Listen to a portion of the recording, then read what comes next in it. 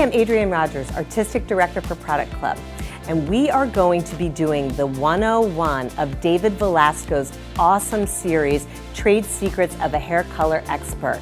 We are going to look into what it takes to formulate great hair color to have happy clients all the time. Hair color companies develop hair color for normal hair. There is very little of the population that has normal hair, and our job as professional hairdressers and colorists is to be able to formulate with all different types of hair textures, with all different types of porosity, and we're going to give you the tools to do it.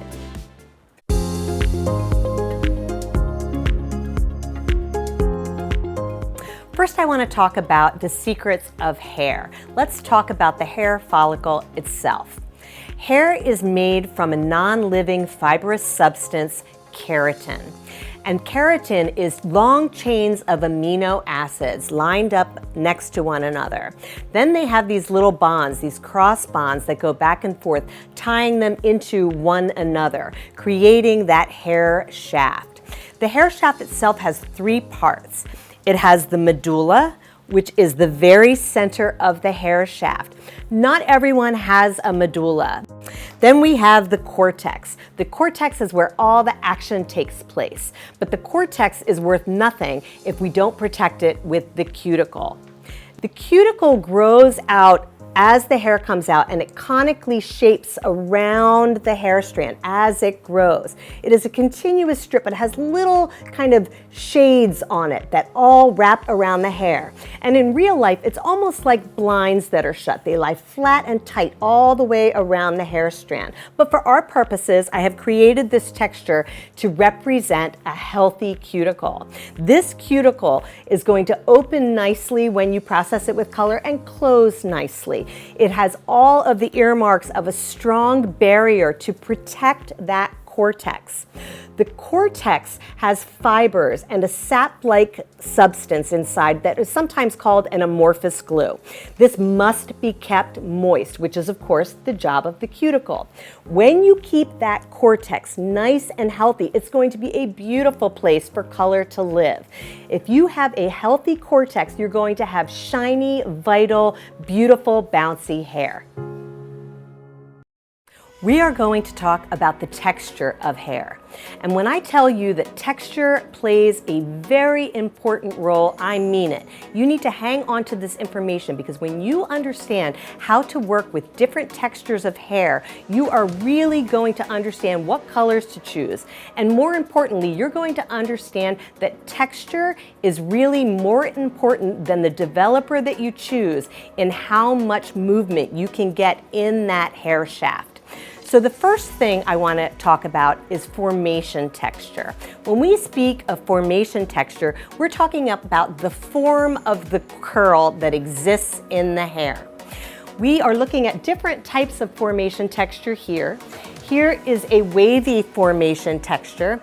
Wavy hair is as close as you can get to straight hair when we're talking about the formation textures.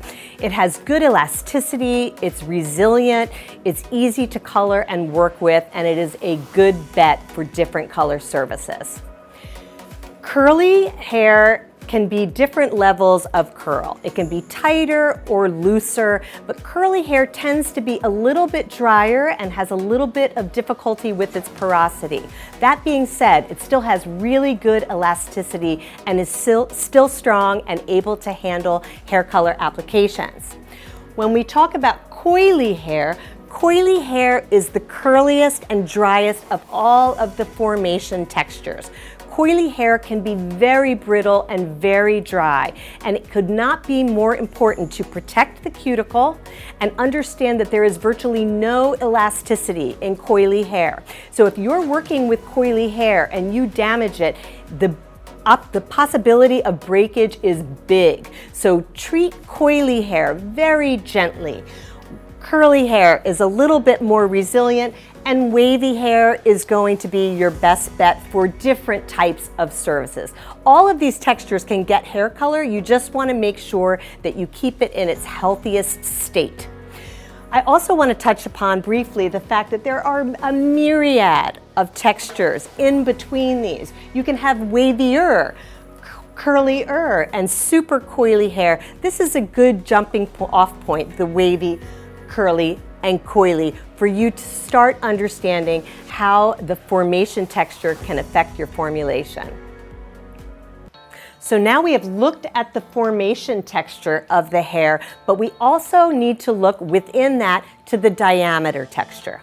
And when we speak of diameter texture, remember, hair color is made for normal textured hair, but we all have different types of hair. So you want to examine the texture of each person's hair before you start.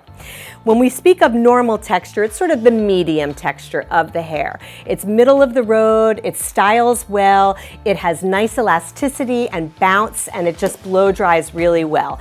That's how you're going to be able to know what type of hair you have. When we talk about fine texture hair, it has a much smaller diameter. There's not any medulla. It's generally more fragile.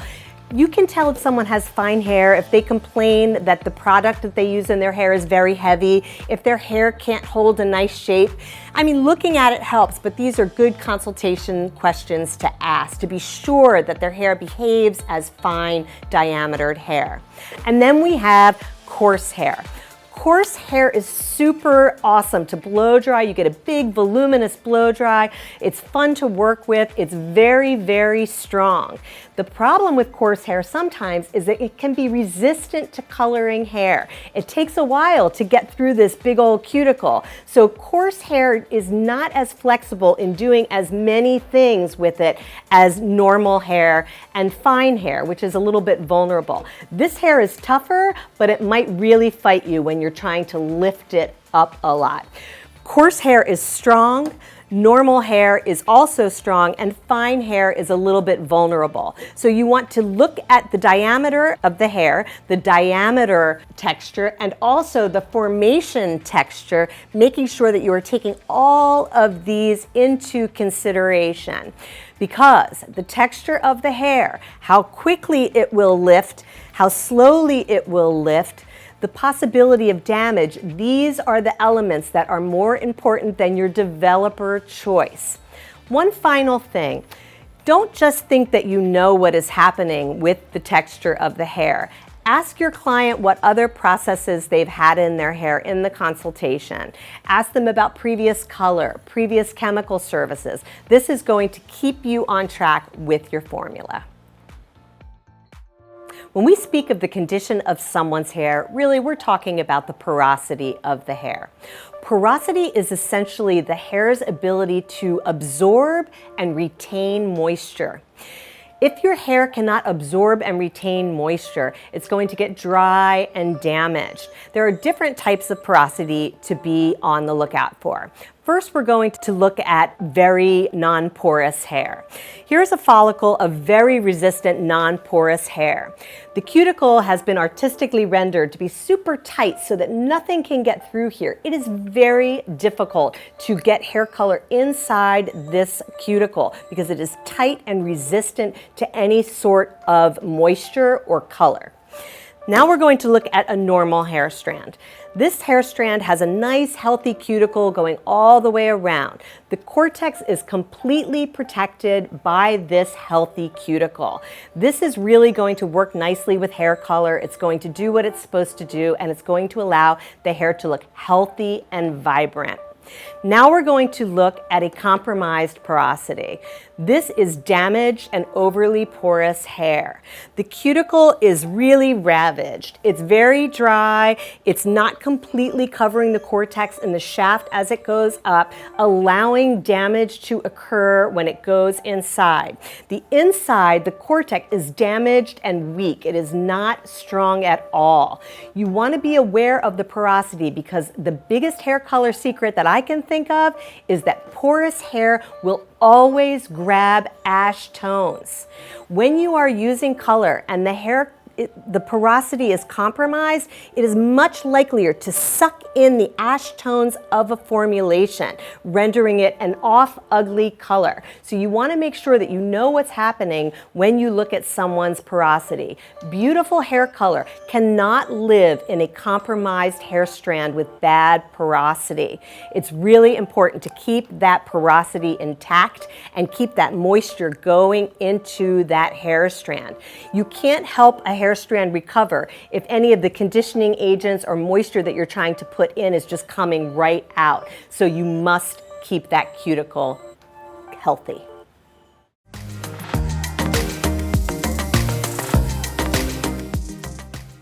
When you work with an oxidative tint, it is impossible to not expose some warmth in the hair. Remember that hair is made of melanin. There are different types of melanin inside the hair follicle. There's eumelanin and pheomelanin.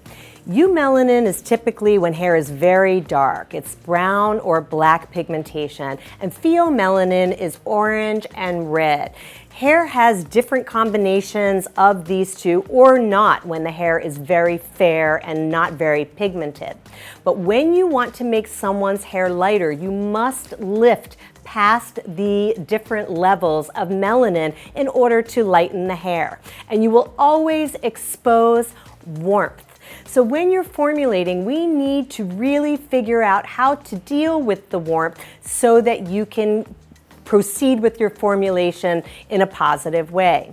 When we think about the exposed pigment chart here, you can see all of the levels on the one side, but then on the opposite side, you can see the underlying pigment that can be exposed as you lighten that hair. So anyone that wants hair that's lighter has to go through each of these stages: brown, red, red, red, orange, orange, orange, yellow, yellow, pale yellow. You must lift the hair through these processes.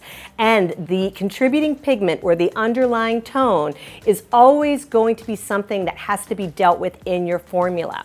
You're going to choose between a few different things. You're going to let that tone exist. That's what you wanted when you lifted it up. You want to cover it. You don't want to see that undertone as you lift through the hair, or you're going to enhance it. If you're making a redhead, these undertones are super helpful because they help support the tone. But if you're looking for a cool toned ashy brunette, you're going to have to deal with the underlying pigment. My tip to you, and something that I think really is the ultimate in being successful in formulation when you don't want warmth in the hair, is to not try to lift the hair up more than 2 levels. If you try to lift the hair up more than 2 levels, you are going to be left with a whole lot of warmth that you are not going to be able to manage properly, and you will not achieve the shade you are looking for. We're going to talk about using natural levels as a jumping off point for your formulation. Because we need a starting point, a great way to look at someone's hair is to decide what level their hair is. When we're talking about the natural level, we are talking about the level of depth without any tone. So you don't want to think about any reds or any cool tones, any of that. We're literally just talking about the depth of the hair. A great way to think about this is to think about starting with coffee.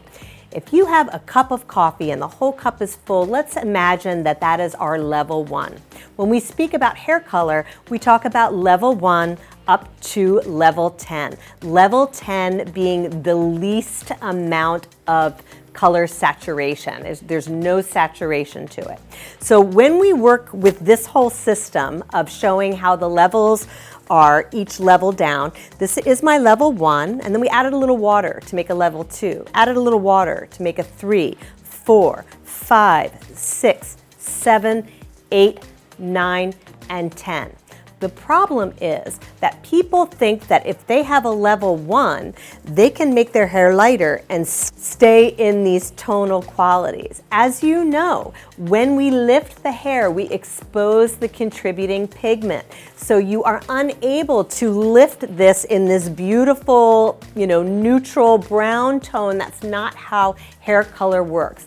It is, however, how we denote each color that we use. A level 7, for example, would be kind of in this range of depth. So this is your jumping off point, and it's a great way to get your mind wrapped around how the natural levels look.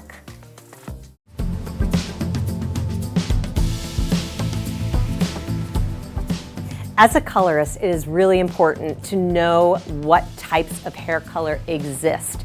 Different hair colors do different things in the hair. They're capable of different things, and they can create problems for you if you're not aware of what you're using. So we're going to go through each of the hair color types to give you a better understanding of how they work within the hair. The first hair color type I'd like to address is temporary hair color. Temporary hair color is the kind of color that you just put on the hair and it's supposed to wash right out. The molecules of temporary hair color are pre-oxidized dye molecules, and they're rather large.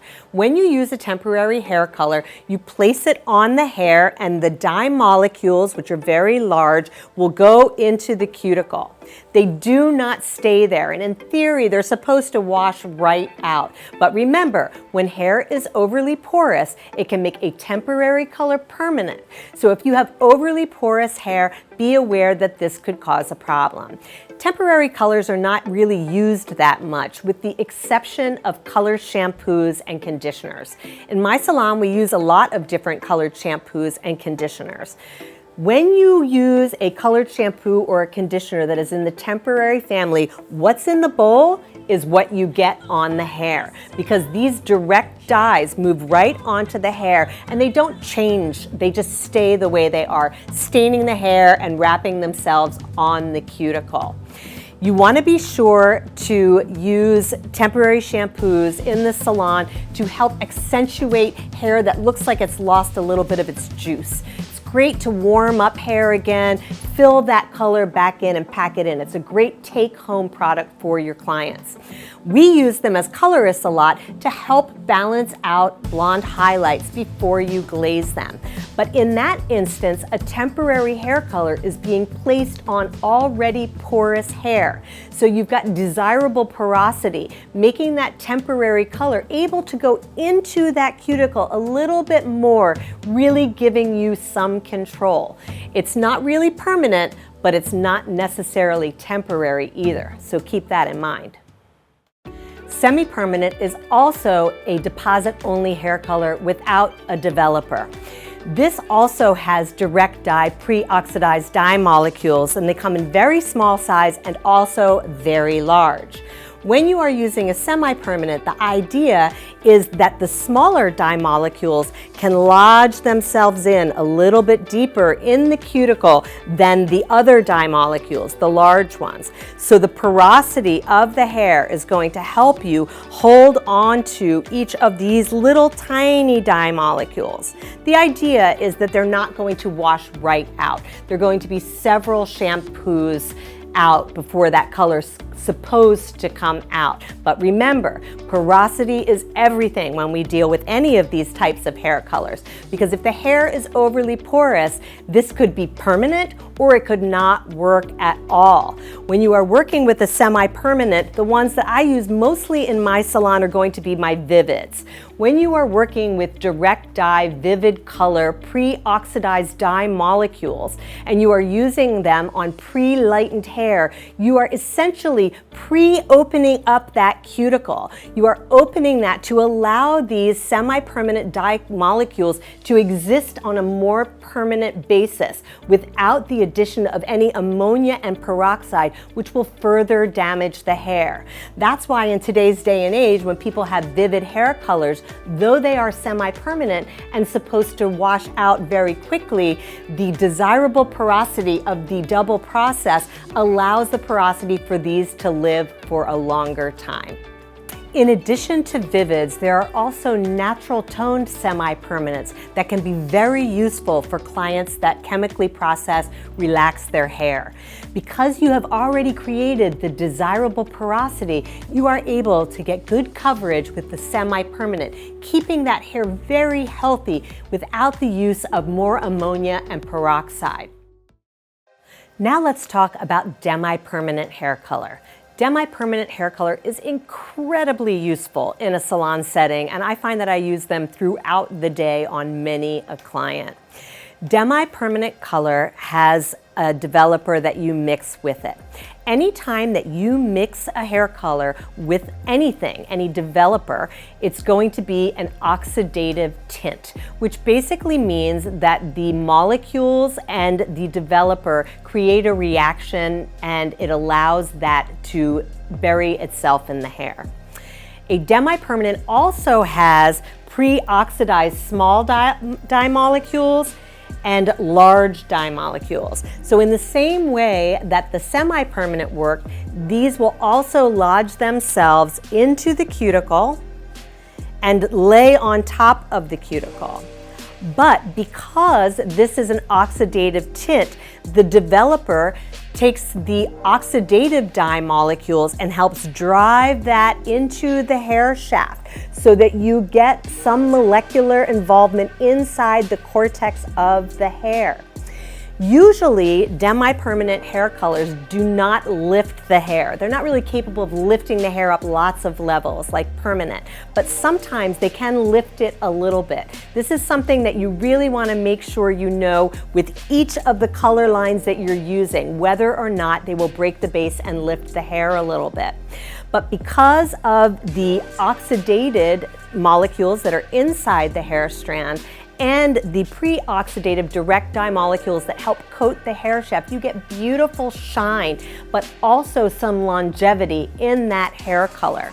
It's going to last a lot longer than a semi-permanent will.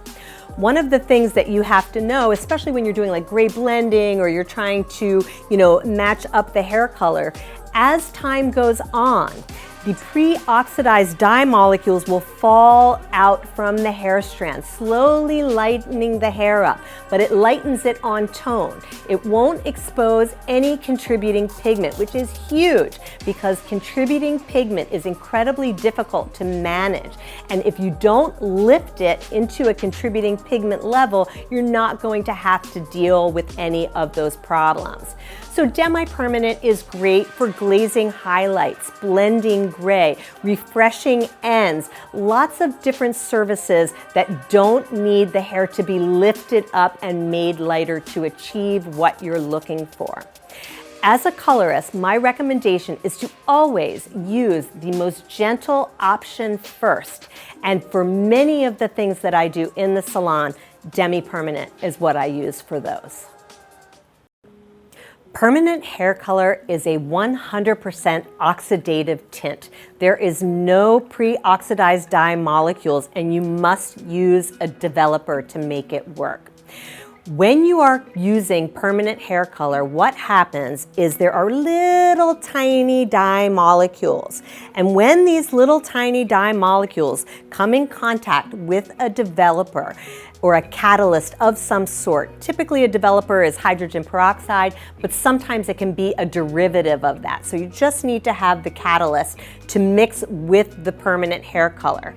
And then a chemical reaction occurs where gases from ammonia are off-put.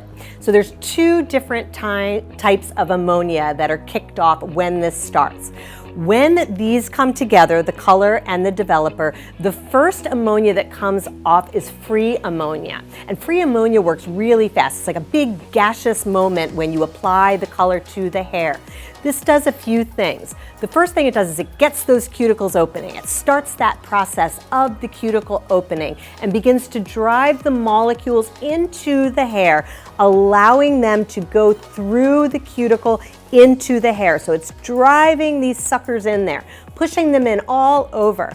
When that free ammonia loses its burst, because it does, because it's a quicker ammonia, the bound ammonia starts slowly working, and the bound ammonia sustains the process of the lightening of the cortex. It gets lighter and starts lifting while it is depositing color molecules at the same time. Once they all go into the hair shaft, they begin to swell. So when you work with an oxidative tint, those molecules start growing and growing and growing, and they get very big big enough that they cannot come out the way that they went in. So those molecules bind together, allowing them to be permanent. They are too big to come out and they are bound together, not allowing them to come out of the cuticle. Once you use permanent hair color, the hair is permanently colored. But understand that permanent hair color does not stay the same color, so it's essentially not permanent. Permanent hair color will oxidize further as time goes on. And because we have lifted the hair color, we've gone through those undertones, right? So now we have contributing color pigment. So all of the pigment that's gone in here, it changes a little bit as time goes on and you start to see that undertone again. Permanent hair color is the best choice for stubborn gray hair. But because of the situation of the underlying pigments coming through, sometimes that warmth cannot be desirable. And if you can get away with using a demi-permanent to blend that gray, it's definitely the way to go, because then you don't have to factor in the underlying pigment. So remember, though permanent hair color is permanently in the hair, the results that you get at that appointment are not permanent, and you are going to need to work with those as time goes on to reduce the warmth with a demi-permanent.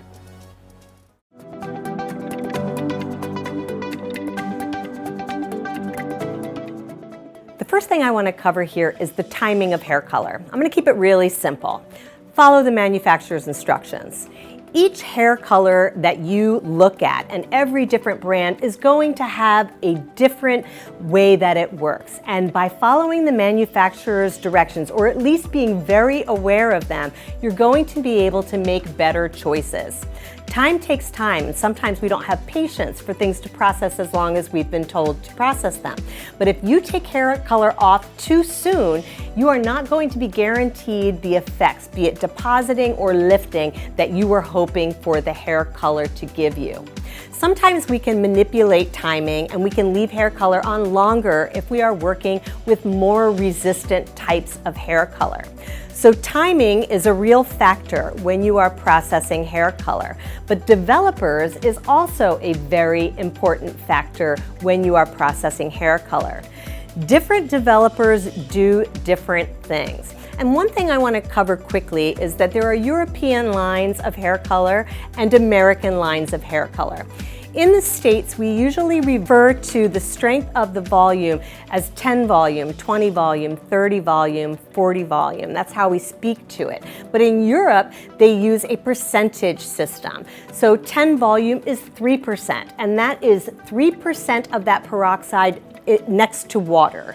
So 10 volume is 3, 20 volume is 6, 30 volume is 9, and 40 volume is 12%. So just so you know what you're looking at when you're looking on the label.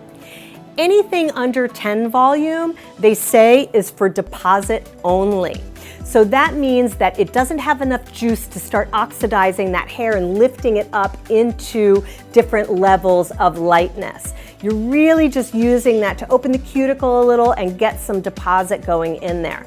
Different manufacturers do different strength developers with their color, deposit only. It can be 5 volume, 7 volume, 9 volume.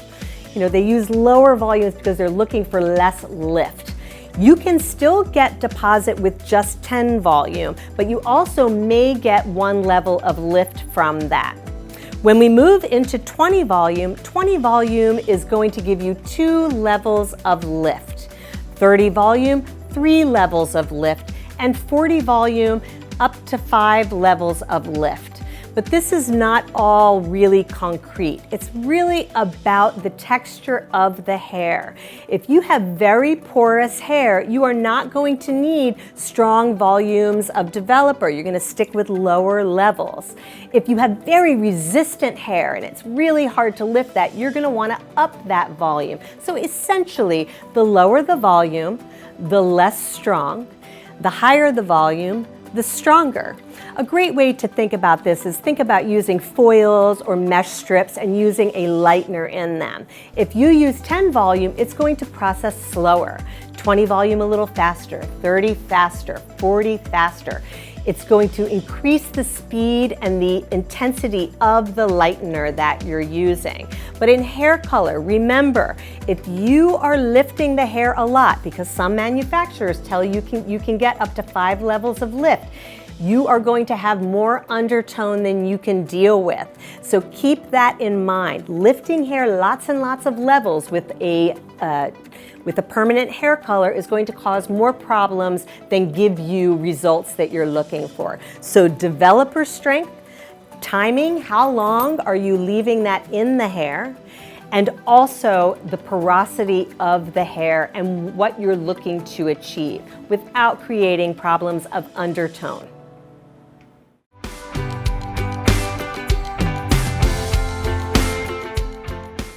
Now I want to help you to understand the level system. When we are formulating, we use a level system to help us know what we're using so that we can achieve what we need to achieve. There are 2 different level systems that exist. There is an American system and there is a European system. The European system is inconsistent, and we're going to talk using the American system now since it's the easiest to understand. That's numeric and then with letters afterward. So let's look at the left side of this chart. We're starting at the chart, which is a level 1, and then we're going to move into a level 10. Remember that a level 1 is the darkest of the hair, and then you're moving to the lightest. This is without tone, so this is just about how much depth is in the hair. Across the top bar, we are looking at the tonal value in the color. So how deep and dark it is or light it is, and then the top is the tone. The first tone is almost always an N, which is a neutral. That's going to be your base color. This is helpful with covering gray. It's a brown tone. It's usually not that exciting. The second tone is often an A or an ash series. This can also be called a B, blue series, G, green series, or a V, violet series. This is always about your cooler tones meant to control warmth. You're going to have a G series after that, and the Gs will be any sort of gold hair color. And then there's the red family, and the red family is huge, so typically that's on the far side. When you are using an American system or a European system, you really need to know the difference. Most important thing is to truly evaluate the color line that you are using and devour the manufacturer's information. They're going to give you a lot of content that you're going to need, especially when it comes to using a numeric system. Because though the American system is rather consistent across lines in America, the European system is not consistent, so you're going to have to check what they use. They typically work on a numeric scale. So the first number with the European system is a number 7. That's going to be the same as in the American system. That is the level of depth or lightness. Then there's either a slash or a period. The slash or the period is now going to separate the level from the tone. The tone here is a /0, which would probably be a neutral, and then a 3, which I'm not quite sure what it is because I don't use this typically in my salon. We're going to talk now about the American system. So the American system is pretty universal, which is helpful because any line that you use that's created in the States is going to have a similar system. This is starting with a level 5. So there we are in our level of depth to brightness on the left side of our chart. Then there is a capital letter A. The second number is the predominant tone. So that predominant tone on this box is going to be ash. And then the second letter here is a B. That is a secondary tone. So for this tube of color, we are a level 5 with an ash blue tonal quality. This is how you are going to tell what is happening on each tube of color. And it's a great way to start out your understanding of tonal values and levels. Let's talk color wheel.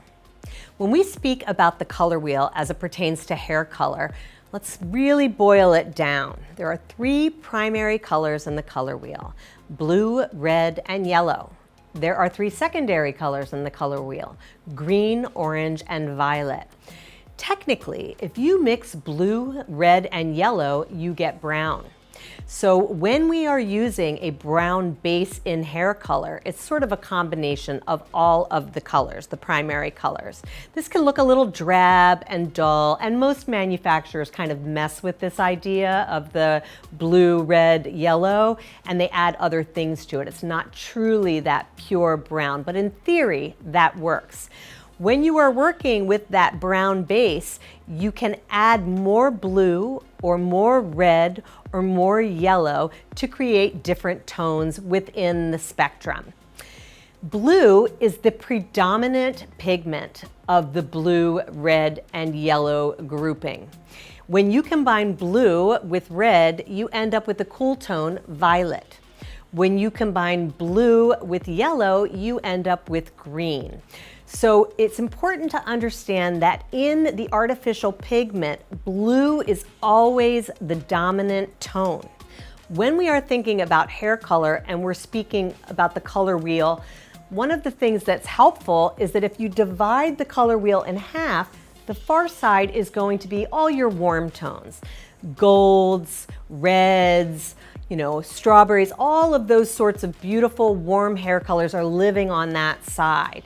And most of the really darker colors are going to have more blue in them in order to give it the depth necessary. So we are talking about using the color wheel to sort of subdivide so that you understand what's a warm and a cool tone.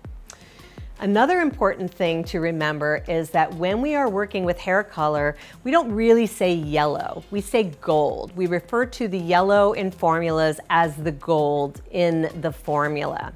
Gold is a tricky color when it pertains to hair color because gold hair color, when it is much lighter, some brands can have a green component to the gold. So it's really a green gold.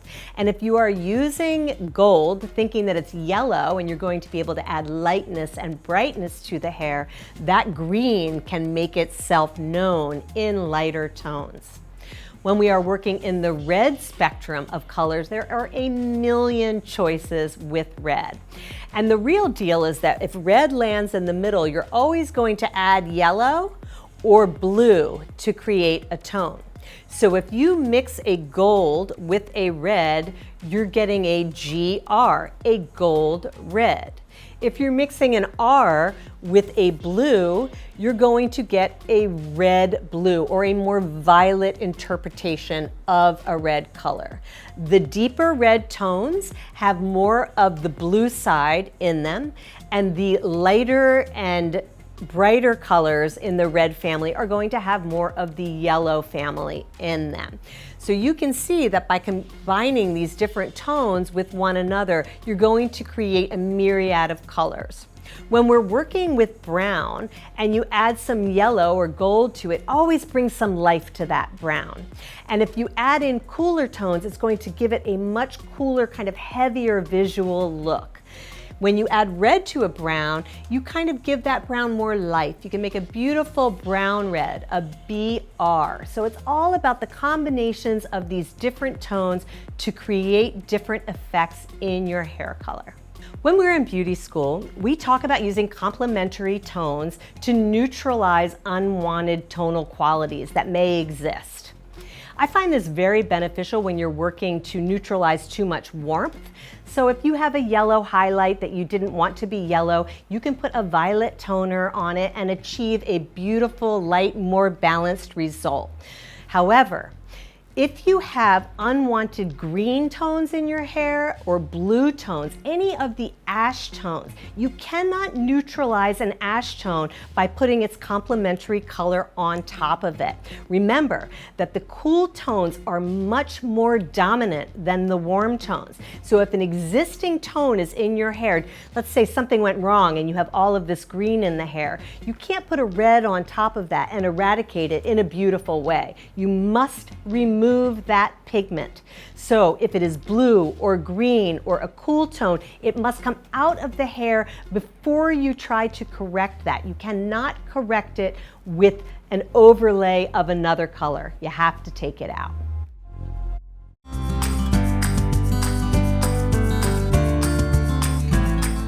We've already talked about the natural level system, 1 to 10, and we've discussed tones as well. When you are lifting hair color, we are going through lots of undertone in the hair. And let's say someone came in with a level 4 and they wanted to be a level 9, like a beautiful, light, cool toned blonde. And in theory, a color company tells you that you can get 5 shades of lift out of their hair color.